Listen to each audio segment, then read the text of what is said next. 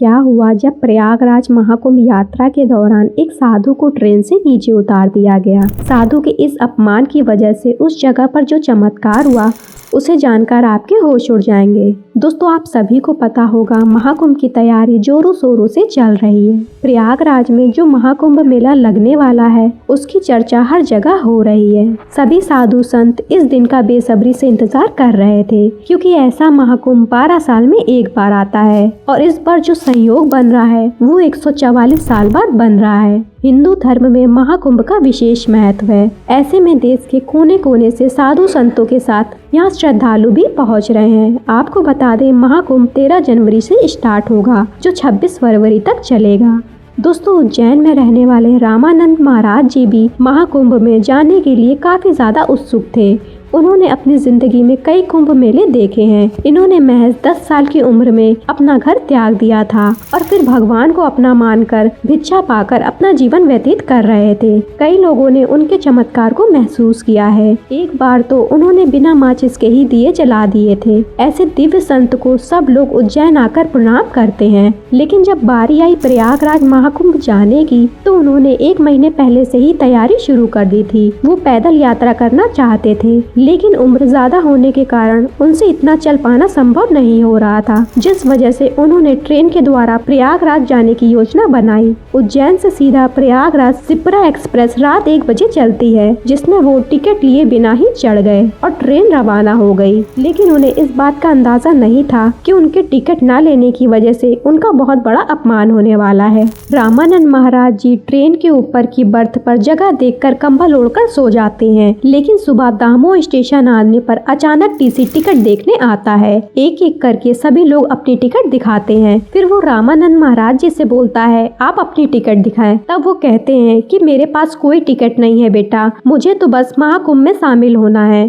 तुम मुझे तीर्थ यात्रा के लिए सहयोग प्रदान करो, भगवान तुम्हें आशीर्वाद देंगे। लेकिन वो टीसी मुस्लिम धर्म से होता है और वो अपने धर्म का कट्टर था। साधु महाराज के पास टिकट ना होने के कारण वो उन्हें बहुत ज्यादा जलील करता है और दामोह स्टेशन पर ट्रेन से नीचे उतार देता है। लेकिन उस मुस्लिम टीसी को इस बात का अंदाजा नहीं था कि रामानंद महाराज जी काफी चमत्कारिक साधु संत हैं। अब जो होने वाला था उसका अंदाजा किसी को नहीं था। दोस्तों, इस स्टेशन पर ट्रेन सिर्फ 15 मिनट रुकने वाली थी। जब 15 मिनट के स्टॉप के बाद वापस से ट्रेन चालू की गई तो ट्रेन आगे बढ़ने को तैयार ही नहीं थी। मानो ऐसा लग रहा था ट्रेन एक ही जगह पर जम गई हो। वो साधु महाराज सामने ही टेबल पर ध्यान अवस्था में बैठ गए थे।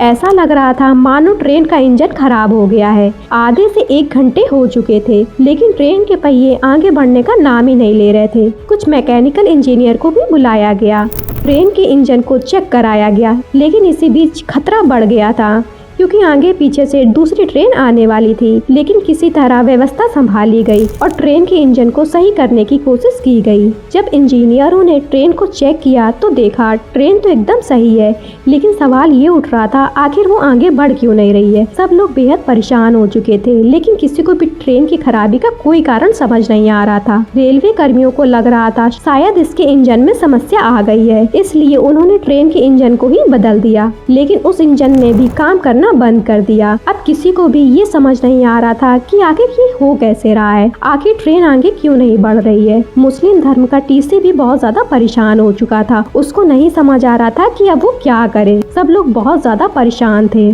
तभी उज्जैन में रहने वाले एक व्यक्ति ने उस टीसी को समझाते हुए कहा कि जिन बाबा को तुमने ट्रेन से नीचे उतारा है वो कोई ऐसे वैसे नहीं है, बल्कि एक चमत्कारी साधु संत है और उन्होंने अपने बचपन से लेकर आज तक कई चमत्कार किए हैं। तुमने उनका बहुत अपमान किया था, ये बहुत बड़ा पाप है और इसी पाप की सजा अब सबको मिल रही है, जिस वजह से हमारी ट्रेन आगे नहीं बढ़ पा रही है। तुम ध्यान से देखो तो वो अभी भी सामने ध्यान अवस्था में बैठे हुए हैं, क्योंकि वो जानते हैं कि ये ट्रेन उन्हें लिए बिना आगे नहीं बढ़ेगी। जिसके बाद उस मुस्लिम टीसी को अपनी गलती का एहसास हुआ और उसने सामने बैठे रामानंद महाराज जी के पैरों में गिरकर उनसे माफी मांगी और उसने बोला, मैं इस गलती के लिए आपसे माफी मांगता हूँ, कृपया करके हमारी ट्रेन में फिर से एक बार बैठिए ताकि हम अपनी यात्रा को शुरू कर सकें। दोस्तों, दोपहर के 12 बज गए थे। सुबह 8 बजे से लेकर 12 बजे तक ट्रेन दामोह स्टेशन पर खड़ी रही। उस मुस्लिम टीसी ने साधु महाराज से विनती करी और बोला, महाराज आगे पीछे से बहुत सारी ट्रेनें आने वाली हैं। अगर आप हमारे साथ इस ट्रेन में नहीं बैठे, अगर ये ट्रेन आगे नहीं बढ़ी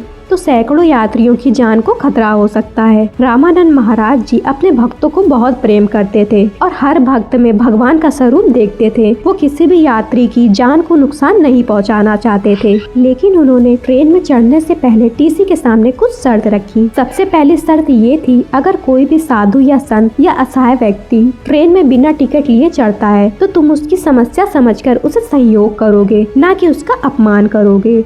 और दूसरी शर्त ये थी, इस पूरे महाकुंभ मेले के दौरान अगर कोई भी इंसान तीर्थ यात्रा पर जाना चाहता है तो तुम ये नहीं देखोगे कि उसके पास टिकट पैसे हैं या नहीं, तुम उस यात्री को सपोर्ट करोगे जिससे तुम्हें भी पुण्य की प्राप्ति हो, क्योंकि किसी को तीर्थ यात्रा कराना बहुत ही ज्यादा पुण्य का काम है। टीसी ने रामानंद महाराज जी की दोनों शर्तें स्वीकार कर ली। उन्हें सम्मान पूर्वक उसी सीट पर बैठाया गया और फिर चमत्कार कुछ ऐसा हुआ, जो इंजन पिछले 5 घंटे से बंद पड़ा था अब वो आगे बढ़ने के लिए तैयार हो गया। जैसे ही पायलट ने ट्रेन को आगे बढ़ाना चाहा, इस बार ट्रेन के पहिए आगे बढ़ने लगे, मानो रामानंद जी के आदेश पर एक जगह जम गए थे और अब उनके ट्रेन में बैठते ही ट्रेन के पहिए भी आगे बढ़ने लगे। ये बहुत बड़ा चमत्कार था जिसे ट्रेन में मौजूद हर एक व्यक्ति ने महसूस किया और सब रामानंद महाराज जी के दास बन गए। इस चमत्कारी घटना के बाद से प्रयागराज में जाने के लिए भक्तों की भीड़ और ज्यादा बढ़ गई। दुनिया भर में अलग अलग ट्रेनों में महाकुंभ जाने के लिए यात्रियों की भीड़ लग गई। खास तौर पर शिप्रा एक्सप्रेस में जो भी यात्री बिना टिकट के महाकुंभ में जाने के लिए सफर करता था उसे कोई भी मना नहीं करता था, क्योंकि ये रामानंद महाराज जी की सबसे पहली शर्त थी।